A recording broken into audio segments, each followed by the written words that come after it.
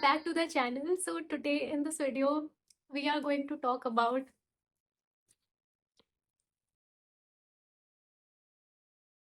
क्या बोलूं मतलब मेरे पास शब्द नहीं है बोलने को।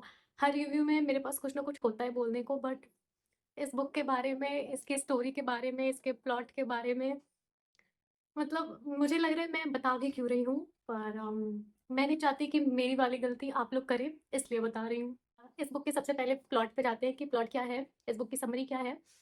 ओके, तो it's a story about a girl Avni and Aman. Avni Avni एक लॉ स्टूडेंट है और वो एक बुक स्टोर में काम करती है एट द सेम टाइम। पता नहीं कैसे किसी लॉ स्टूडेंट को इतना टाइम मिल जा रहा है कि वो एक बुक स्टोर में काम भी कर ले रहा है, पर बुक है, स्टोरी है, तो कुछ भी मान लेते हैं। And at the same time Aman जो है वो उसी बुक स्टोर के पास वाले एक ऑफिस का सीईओ है। और ये उसका फैमिली बिजनेस होता है, तो वो उसे अब संभाल रहा है and all of that thing. तो एक दिन अचानक से अमन की एंट्री होती है अवनी के बुक स्टोर में, एंड इट वाज लाइक कि ओ माय गॉड वाला लड़का जैसे ट्विस्टेड मैन को डिस्क्राइब किया गया है, वैसे इस बुक में अमन को डिस्क्राइब करने की कोशिश की गई है। आपको ना पढ़ के ऐसी फीलिंग आएगी कि किसी ने ना कुछ बहुत ही ऐसे जो मेन रोमांस बुक्स होती हैं जो हमने पढ़ी हैं, जो हमने उसके मेल प्रोटैगनिस्ट के बारे में डिस्क्रिप्शन पढ़ा है, वैसा ही किसी ने डिस्क्रिप्शन उठा के इस बुक में पटक दिया है। बस इतनी गनीमत है कि वो जो डिस्क्रिप्शन है और जो प्रोटैगनिस्ट है वो इंडियन है, वो मुंबई का है। आप इसको मेरा यूजुअल रिव्यू वीडियो ना समझ के इसको मेरा रैंटिंग वीडियो समझिए, क्योंकि आई थिंक मैं इस पूरे वीडियो में केवल रैंट करने वाली हूँ इस बुक के बारे में। और इनिशियली करती तो शायद थोड़ा और ज़्यादा करती, पर अभी भी मैं करूँगी क्योंकि बहुत कुछ है इस बुक के बारे में बोलने को। एंड अनफॉर्चुनेटली वो अच्छा नहीं है। तो स्टोरी में आगे बढ़ते हैं। अमन सीईओ है, अवनी एक लॉ स्टूडेंट है और एट द सेम टाइम एक बुक स्टोर में काम करती है। मुझे लगता है कि वो जो बुक स्टोर वाला रेफरेंस है और अवनी का वो जो रीडर नर्ड वाला जो रेफरेंस है वो बस दे दिया गया है टू साउंड फैंसी। उसको लॉ की पढ़ाई करवाई जा रही है टू साउंड फैंसी।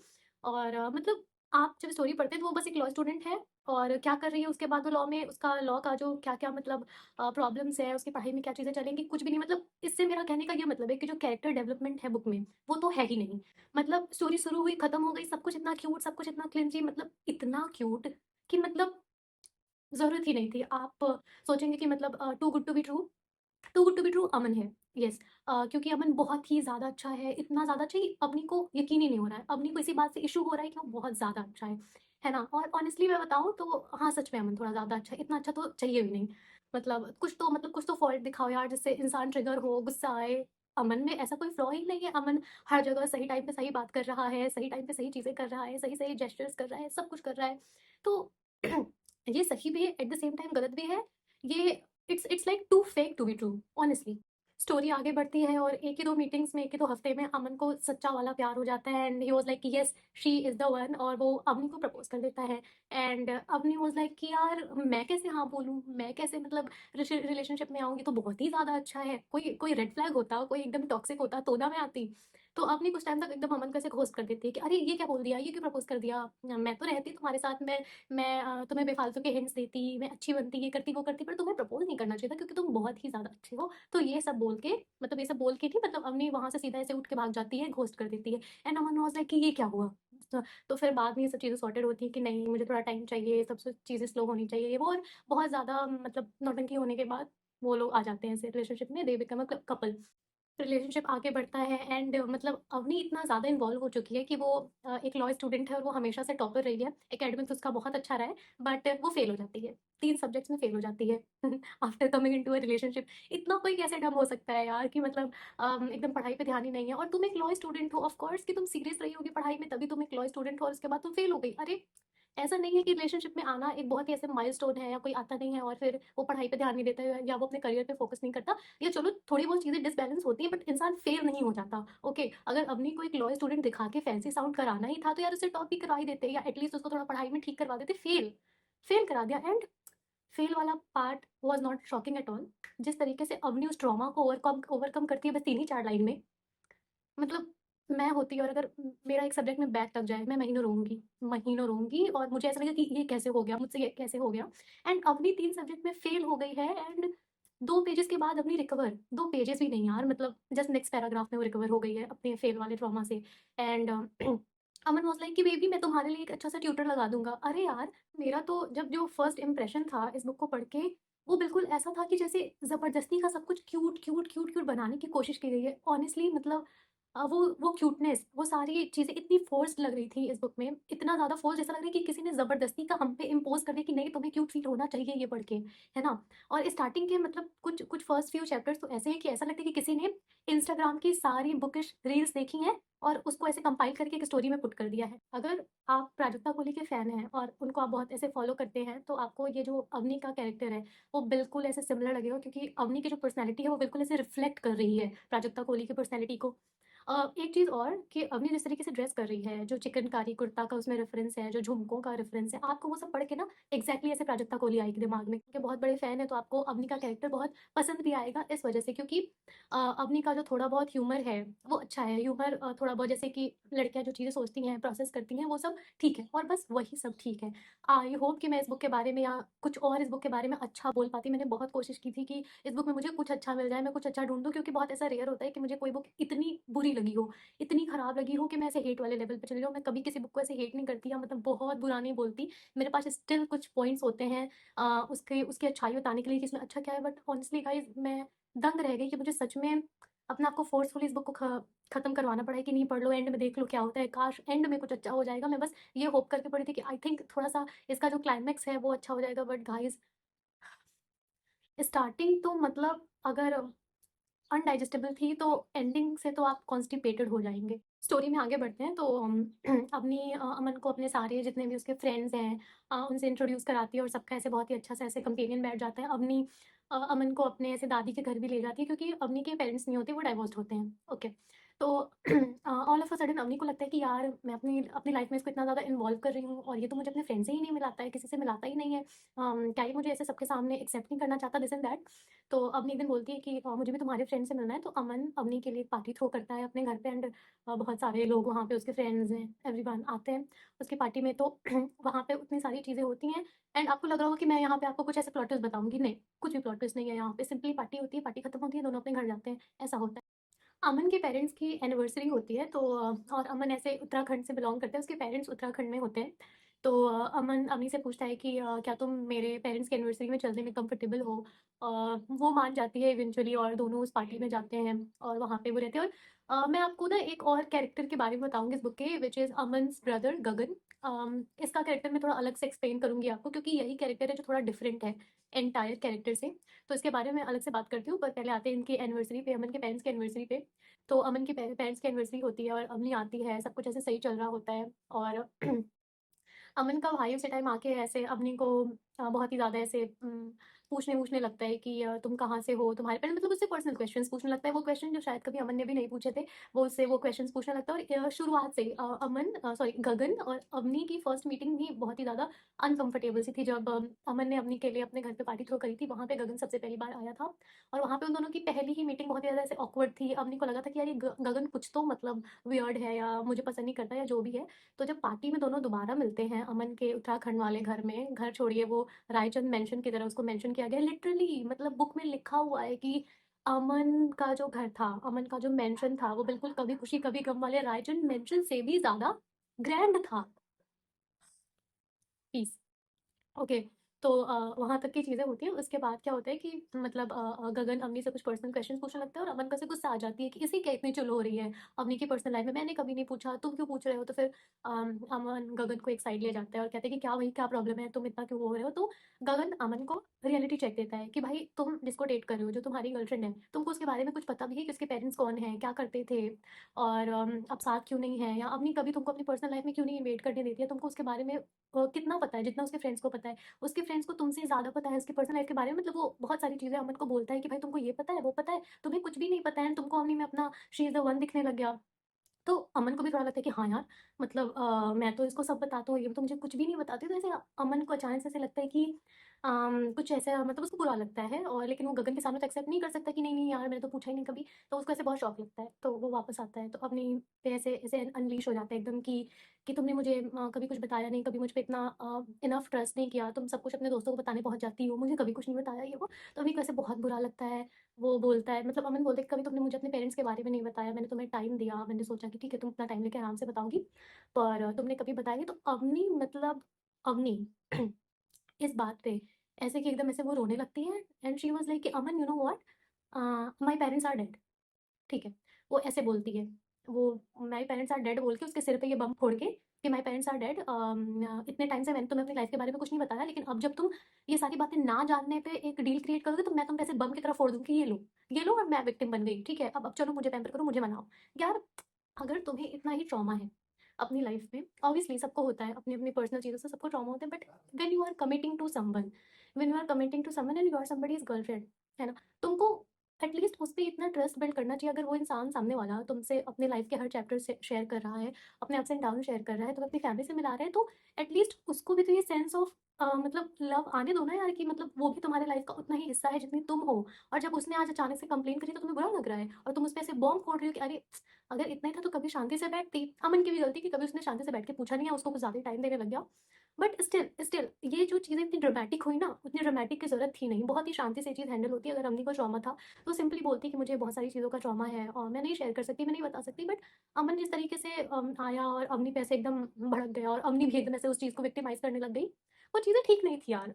इस चीज़ को ना बहुत ही जैसे अमन की जो एज है वो 31 है और अमनी की कुछ ऐसे 24, 26, 21 है शायद, कुछ ऐसे ही है।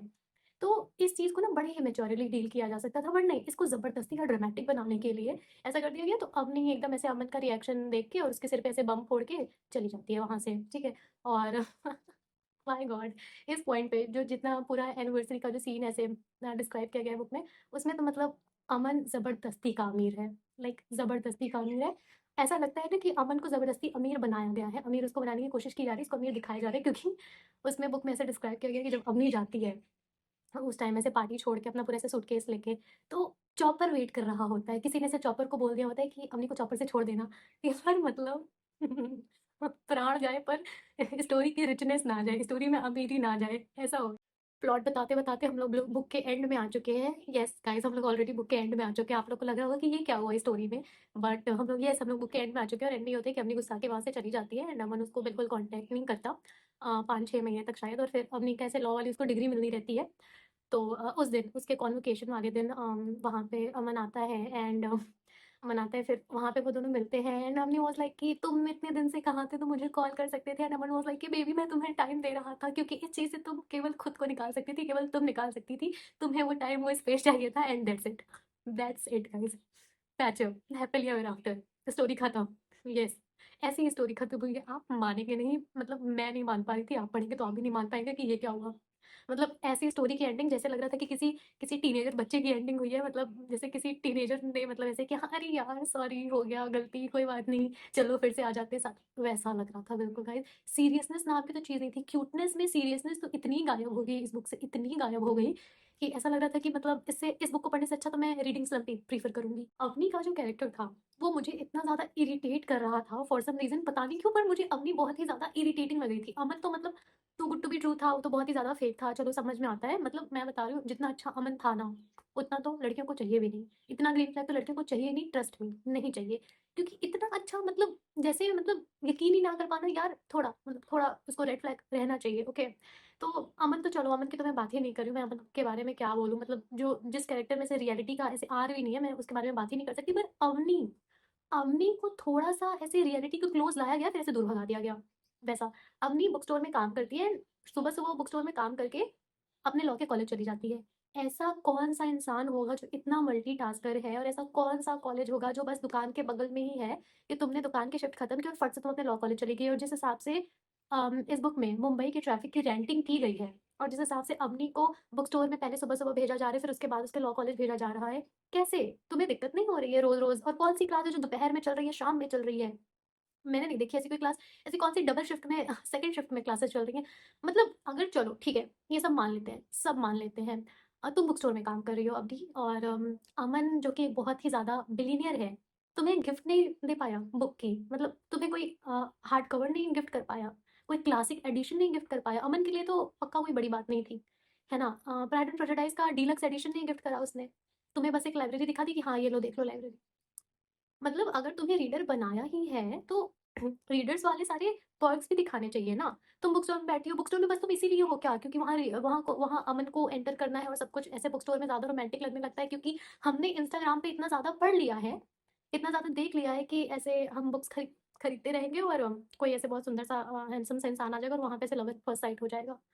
मैं बोल रही हूँ कि ये इतना इंस्टाग्रामी लग रहा था, ये पूरी स्टोरी इतना ज़्यादा इंस्टाग्रामी लग रही थी कि मैं आपसे क्या बताऊँ। बात करते हैं साइड कैरेक्टर्स की। नंबर 1, अवनी के फ्रेंड्स इतने ज़्यादा सुपरफिशियल कि मैं बता नहीं सकती। ऐसा लग रहा था कि अवनी के फ्रेंड्स को बस रखा इसलिए गया है कि वो उनकी लाइफ ऐसे अवनी के ही अराउंड रिवॉल्व कर रही है कि अवनी ये, अवनी वो, Avani is the centre of attraction. मतलब उनकी लाइफ का तो कुछ है ही नहीं अपना। अपना तो उनकी लाइफ में, जैसे मैं इनिशियली आपको बता रही थी ना कैरेक्टर डेवलपमेंट वाली बात। कैरेक्टर डेवलपमेंट जब मेल प्रोटैगनिस्ट का ही नहीं हुआ है तो आप साइड कैरेक्टर्स के बारे में तो भूल जाइए कि आपको उनके बारे में कुछ पता लगने वाला है या उनकी पर्सनल लाइफ में क्या था, क्या नहीं था। कुछ भी नहीं। जब अमन और अवनी का कैरेक्टर इतना अंडर डेवलप्ड है, तो साइड कैरेक्टर्स से हम क्या एक्सपेक्ट करेंगे? साइड कैरेक्टर से हम क्या एक्सपेक्ट करेंगे? सब के सब अवनी के लिए ही परेशान है। अवनी ही है जो दुनिया भर के सारे टेंट्रम्स थ्रो कर रही है। अवनी ही है जिसको जिसको दुनिया भर की नौटंकी सूझ रही है, और वो सारे अवनी को ही ऐसे पैम्पर करने में लगे हुए हैं। अरे! उनकी भी हल्की-फुल्की लाइफ दिखाओ ना। उनकी भी लाइफ़्स को थोड़ा पोर्ट्रे करो कि वो एज़ अ पर्सन कैसे थे। मैं बात करती हूँ अमन के भाई गगन की, जो थोड़ा-सा सेंस बना रहा था। वो बंदा थोड़ा सेंस बना रहा था। हालाँकि सबके साथ वो भी मिक्स हो गया और उसका तो इतना बहुत ही ज़्यादा ऐसे पार्ट भी नहीं है बुक में, पर जितना भी है, वो मुझे पता है, अमन का जो भाई था सीरियसली वो मुझे मेरे हमसफ़र के मुस्तफ़ा के भाई वाली वाइब दे रहा था, पता नहीं क्या नाम था उसका, पर मुझे उसकी वाली वाइब दे रहा था, लेकिन ये ऐसा है नहीं। बुक में ही वाज़ लाइक कि अमन देखो, तुमको ऐसे ही सबसे लव एट फर्स्ट साइट होता रहता है, तुमको उस बंदे के बारे में कुछ पता नहीं है और तुमको ऐसा हो गया। And he makes sense obviously. When you are seeing someone as a life partner, आप उसके साथ लाइफ स्पेंड करने का सोचो ना, आप आपको उसके बारे में कुछ भी नहीं पता। ये बहुत ही ज़्यादा वियर्ड बात है, at the same time unacceptable है। ओके। और Avani at the same time इतने टेंट्रम्स थ्रो करी, लेकिन उसको अपनी लाइफ के बारे में कुछ भी नहीं बताना, तो गगन गलत नहीं है। गगन गलत नहीं है। हो सकता है कि इस बुक में गगन को हल्का-सा ऐसे थोड़ा-सा ज़बरदस्ती का ऐड कर दिया गया ताकि थोड़ा-सा ऐसे लगे कि हाँ, इन दोनों के बीच में कोई आ गया, कोई लड़ाई लगवाने वाला आ गया। तो बस गगन को वैसे बैठा दिया गया है इस बुक में, अदरवाइज़ गगन का तो बहुत ही ज़्यादा पार्ट भी नहीं है। गगन बस इसीलिए है ही ताकि वो अवनी और अमन के बीच में लड़ाई करवा दे। मैंने ये बुक ये सोच के पढ़ी थी क्योंकि प्राजक्ता कोहली जो खुद को एक बहुत ही बड़ा रोमांस रीडर बताती हैं और खुद को बहुत ही बड़ा रोमांस का फ़ैन बताती हैं। हमने भी हमारा फ़ेयर शेयर ऑफ रोमांस पढ़ा है, जितने भी प्रो रीडर्स हैं जो काफ़ी टाइम से पढ़ रहे हैं, रोमांस उन्होंने पढ़ रखा है। वो प्राजक्ता कोहली की बुक से ऑब्वियसली एक्सपेक्ट करेंगे, कुछ अच्छा एक्सपेक्ट करेंगे, और मैंने भी कुछ अच्छा एक्सपेक्ट किया था क्योंकि मैंने एक इंटरव्यू में अभी हाल-फिलहाल सुना कि उन्होंने बोला कि उन्होंने ऑलमोस्ट 200 प्लस रोमांस बुक्स पढ़ी हैं। और किसी ऐसे एविड रीडर से जिसने इतनी रोमांस बुक्स पढ़ ली हों, आप क्या एक्सपेक्ट करेंगे? ये नेवर गाइस, नेवर। मैं ये बुक रिकमेंड करूँगी नहीं, पर मैं उन लोगों को रिकमेंड करूँगी जिनको रोमांस के बारे में कुछ भी नहीं पता है। उन्होंने आज तक एक भी रोमांस नहीं पढ़ी, अपनी लाइफ में रोमांस की बुक नहीं देखी है, वो पढ़ लें इस बुक को। केवल वही पढ़ लें। क्योंकि जिन्होंने रोमांस पढ़ा है, जिन्होंने एटलीस्ट थोड़ा-सा भी रोमांस पढ़ा है, थोड़ा-सा ऐसे एडवांस रोमांस पढ़ा है, मैं ये नहीं कह रही कि सब एकदम ऐसे रोमांस के यहाँ पे एक्सपर्ट्स बैठे हैं, लेकिन जिन्होंने फेयर शेयर ऑफ रोमांस पढ़ा है, उन्हें पता है कि ये लेवल नहीं है, ये उस लेवल की बुक नहीं थी, उस लेवल की स्टोरी नहीं थी, जिसमें जिसमें मतलब थोड़ा-सा ऐसे रोमांस पढ़ना यार, यानी अपने आप में एक अलग वर्ल्ड में ट्रैवल करना, मज़ा आता है रोमांस पढ़ के। यहाँ पे तो मतलब स्टोरी अलग थी, यहाँ तो मुझे ऐसे खुन्नस हो रही थी कि कब ये स्टोरी खत्म होगी। रोमांस के नाम पे मैं इतना ज़्यादा क्रिंज हो गई थी इस बुक से कि मैं बता नहीं सकती। और मैं बताऊँ इस बुक में, मतलब जिसने भी ट्विस्टेड पढ़ रखी है, ट्विस्टेड सीरीज़ पढ़ रखी है जिसने भी, उसके लिए तो ये बुक फिर काम ही नहीं करेगी। केवल एक सीरीज़ ट्विस्टेड सीरीज़, मैं ये नहीं बोल रही कि आपने पचासों रोमांस नॉवल पढ़ ली हो, लेकिन जब आपने अगर केवल ट्विस्टेड सीरीज़ ही पढ़ी होगी तो आप समझ पाएँगे कि किस तरीके से अमन के कैरेक्टर को उन्हीं सारे मेल प्रोटैगनिस्ट से इक्वल करने की कोशिश की गई है, उसी की तरह पोर्ट्रे करने की कोशिश की गई है। बस फ़र्क इतना है कि अमन इंडियन है और कुछ भी नहीं। मतलब अमन का ये जो रिचनेस है, ये ज़बरदस्ती का लगता है, ऐसा नहीं लगता कि ये थोड़ा-सा नेचुरल है, अमन का जो एटीट्यूड है वो नेचुरल है, कुछ भी नहीं, कुछ भी नहीं, कुछ भी नहीं। जहाँ तक बात रही इस बुक में स्पाइस की, स्पाइस के नाम पे कुछ भी नहीं है, कुछ भी नहीं है, बस हल्का-फुल्का ऐसे वर्ड्स यूज़ कर दिए गए हैं लाइक मेकआउट वगैरह कि we did this, we did that, ये सारी चीज़ें। तो पता नहीं ये कौन से एज वाले रीडर्स के लिए लिखी गई है, पर मैंने सुना किसी से कि अबव 18 के लिए है, बिलो 18 के लिए नहीं है। Are you kidding me? Are you literally kidding me? मतलब अबव 18 वाले अगर ये रोमांस पढ़ रहे हैं तो फिर मुझे नहीं पता कि एक्चुअल रोमांस कौन पढ़ रहा है। तो definitely not recommending this book. बुरा मुझे इस बात का लगता है कि किसी ऐसी बुक को, ऐसी स्टोरी को इतनी ज़्यादा हाइप मिलना, इतनी ज़्यादा पब्लिसिटी मिलना, इतनी ज़्यादा एडवर्टाइजिंग मिलना, क्योंकि ये बुक किसी फेमस इन्फ्लुएंसर की है जिसकी सोशल मीडिया प्रेजेंस बहुत ही ज़्यादा अच्छी है। इस रीज़न से अगर कोई उनकी किताबें खरीद रहा है तो मतलब जो एक्चुअल रीडर्स हैं, जो एक्चुअल राइटर्स हैं, जिनकी बुक्स एक्चुअल में वर्थ इट है, वो कहाँ जाएँगे? उनको तो इतनी अटेंशन नहीं मिल रही है और शायद मैंने भी ये बुक शायद उसी एडवर्टाइज़मेंट, उसी अटेंशन की वज़ह से ले ली और जो एक्चुअल के राइटर्स हैं, उनकी बुक शायद इसी वज़ह से इग्नोर हो गई क्योंकि उनको इतनी पब्लिसिटी नहीं मिली, कोई उनकी किताबों के बारे में बात नहीं कर रहा है और वो इस बुक से 10 टाइम्स बेटर लिख रहे हैं, 10 टाइम्स बेटर लिख रहे हैं और कोई उनकी किताबों को पूछ नहीं रहा है। उनकी किताबें पब्लिश होना मुश्किल है, पूछना तो दूर की बात है। बहुत सारे ऐसे राइटर्स हैं जिनकी किताबों को पब्लिश ही नहीं किया जाता है। डिस्पाइट कि कितनी भी अच्छी स्टोरी हो, उन्होंने कितना भी अच्छा प्लॉट बना दिया हो, उनकी बुक को पब्लिश ही नहीं किया जा रहा है बिकॉज़ वो कोई फेमस पर्सनैलिटी नहीं है, उनका कोई बहुत ही ज़्यादा इन्फ्लुएंस नहीं है। तो उनकी बुक को मार्केट में जगह ही नहीं दी जा रही है और ऐसी कहानियाँ, ऐसी स्टोरीज़ उनको हमने इतना हाइप बना दिया है। इट्स वेरी डिसहार्टनिंग, बहुत ही ज़्यादा डिसहार्टनिंग। इसीलिए वीडियो के एंड में मैं आपको कुछ अच्छी इंडियन रोमांस सजेस्ट करूँगी, तो आप उनको ज़रूर पढ़िएगा। आई नो गाइज़, ये रिव्यू से ज़्यादा रेंटिंग हो गई है। मैंने आज तक कभी किसी बुक के बारे में इस तरीके से रेंट नहीं किया है, बट आज तक किसी भी बुक ने मुझे इतना पिज़ नहीं किया था। तो प्लीज़ इसको मेरी रेंटिंग समझिएगा और अपने भी रेंट्स आप कमेंट सेक्शन में ज़रूर लिखिएगा क्योंकि मैंने तो अपनी शेयर की रेंटिंग कर दी है इस बुक के बारे में और अगर आपने पढ़ लिया है, तो प्लीज़ आप बिल्कुल फ्री हैं मेरे साथ इस बुक के बारे में रेंट करने के लिए। So this is it for the today's video guys. I hope you like the video. If you do please like the video and subscribe to the channel और अगर आपने बुक पढ़ ली तो मुझे बताइए कि आपको कैसी लगी and till then bye and take care.